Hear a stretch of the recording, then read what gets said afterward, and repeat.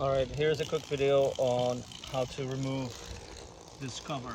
You're gonna need to remove the cover before you slide in the roof attachment. So I found this to be a little tricky, so I'm gonna show you how to access that, and you are gonna need someone's help.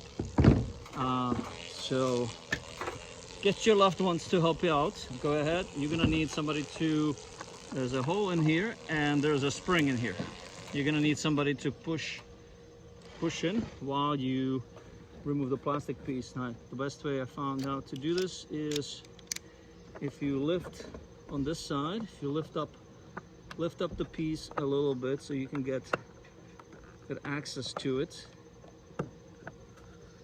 Having a little hard time like so, and then just have a plastic hammer.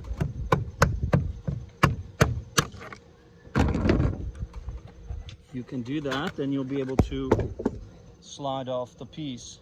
If you're just gonna try to pry it and pull it up, it's probably gonna break some of the tabs. And this is what's holding it in place. So you need to move that spring forward. So that's all pretty simple, but you definitely do need help. And I ended up sitting on top of the car. It's a little dangerous, but just make sure you're getting help from somebody else. Hope this helps.